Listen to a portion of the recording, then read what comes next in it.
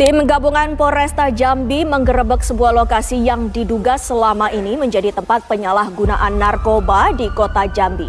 Inspektur Jenderal Teddy Minahasa dikabarkan ditangkap terkait kasus narkoba.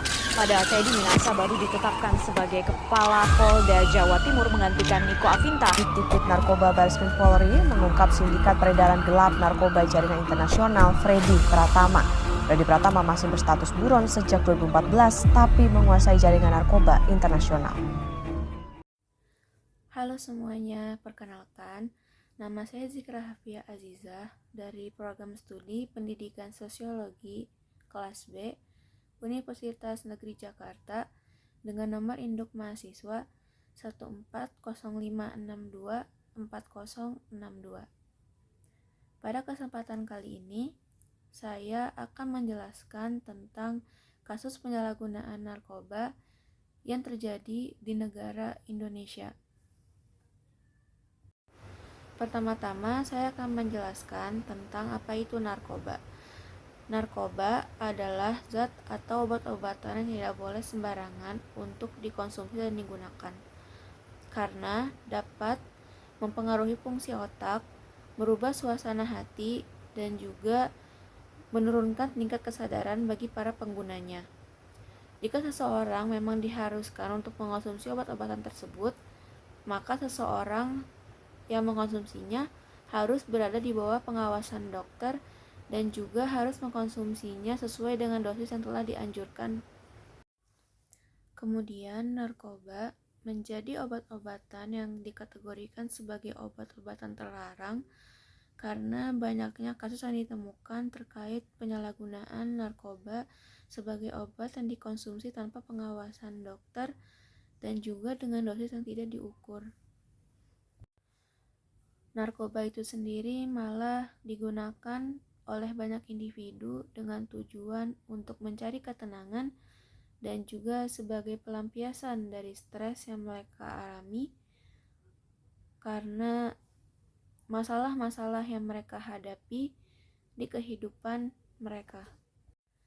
Penyalahgunaan narkoba tidak hanya menjadi masalah individu bagi orang yang menggunakannya, tetapi penyalahgunaan tersebut juga akan menjadi masalah sosial karena akan berdampak terhadap keluarga, kerabat, dan juga komunitas-komunitas yang dekat dengan orang yang menggunakan narkoba tersebut. Selain itu, penyalahgunaan narkoba juga dapat dikategorikan sebagai penyimpangan sosial. Menurut Emil Durkheim, penyimpangan sosial dapat muncul karena adanya kegagalan dalam fungsi sosial seperti keluarga, pendidikan, dan juga agama. Dengan demikian, penyalahgunaan narkoba ini dapat dijadikan sebagai indikator yang menandakan adanya disfungsi yang terjadi dalam institusi sosial tersebut. Masalah penyalahgunaan narkoba ini tentunya menjadi suatu masalah yang memiliki faktor pendorong yang dapat mempengaruhi seseorang dapat terjerumus ke dalam masalah tersebut. Faktor-faktornya diantaranya yaitu ada faktor internal seperti keadaan diri seseorang yang sedang berada di titik terendah atau keadaan mental yang sedang kurang baik sehingga ketika diterpa banyak masalah di kehidupannya, seseorang tersebut menjadi tidak siap untuk menyelesaikan masalah tersebut dan lebih memilih untuk mencari ketenangan dengan mengkonsumsi obat-obatan tersebut. Lalu yang kedua ada keluarga, keadaan keluarga yang tidak harmonis, orang tua yang sering bertengkar, kurangnya perhatian didapat, atau bahkan mereka yang mengambil contoh negatif yang dicontohkan oleh keluarganya sendiri, yaitu keluarganya lah yang mengajarkannya untuk mengkonsumsi obat-obatan tersebut. Kemudian ada faktor lingkungan sosial, yaitu dari teman sebaya, tekanan dari teman atau pressure yang sangat kuat, terutama di usia remaja. Seringkali mereka ditekan untuk mengikuti perilaku kelompok yang tidak baik demi hanya agar diterima oleh mereka. Lalu yang kedua, lingkungan tempat tinggal. Ketika seseorang tinggal di daerah yang marak dengan peredaran narkoba atau minim pengawasan sosial, dapat meningkatkan resiko seseorang tersebut menjadi salah satu orang yang terjerumus ke dalam masalah penyalahgunaan narkoba ini. Kemudian ada faktor kultural, yaitu norma sosial yang lemah.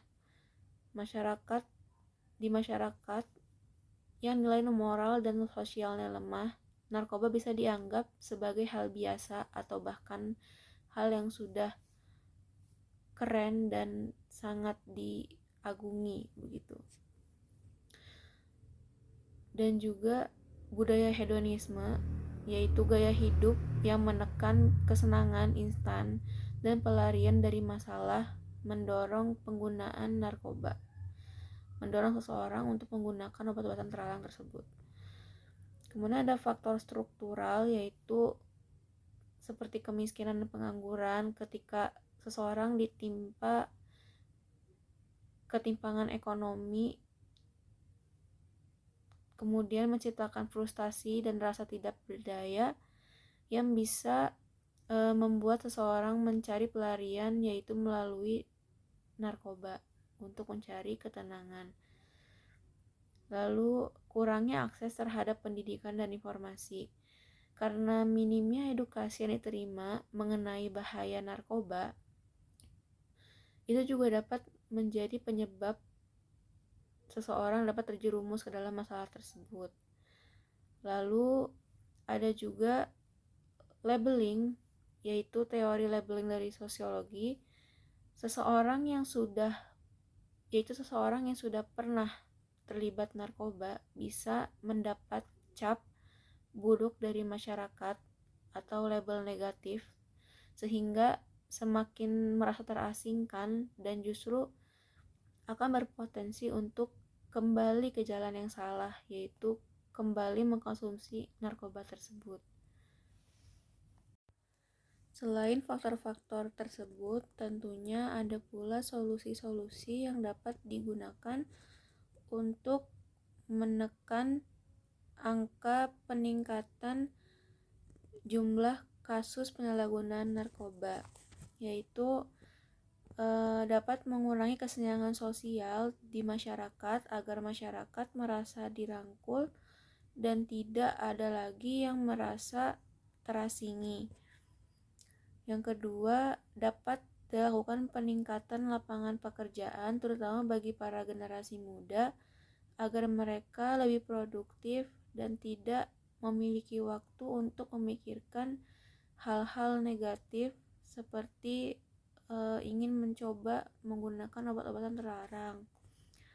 Lalu tentunya ada peran keluarga, terutama orang tua, dalam hal membimbing dan menjaga anak mereka agar tetap berada di jalan yang benar dan tidak terjerumus kepada hal-hal yang negatif seperti penyalahgunaan narkoba. Lalu peran sekolah untuk memberikan edukasi tentang bahayanya narkoba dan juga membina karakter para siswa agar bisa jauh lebih baik. Lalu tentunya mengurangi labeling buruk dan memberikan kesempatan kedua kepada para mantan pengguna agar mereka merasa dirangkul dan tidak memiliki potensi untuk kembali ke jalan yang salah. Dengan melakukan upaya-upaya tersebut, diharapkan dapat membantu mengurangi kasus penyalahgunaan narkoba di lingkungan sekitar kita dan juga dapat membantu para mantan pengguna untuk lebih percaya diri dan merasa layak untuk mendapatkan kesempatan kedua untuk memperbaiki dirinya menjadi lebih baik lagi ke depannya. Demikian yang bisa saya sampaikan, kurang lebihnya mohon maaf. Semoga apa yang saya sampaikan dapat bermanfaat bagi kita semua. Terima kasih bagi yang sudah menyaksikan.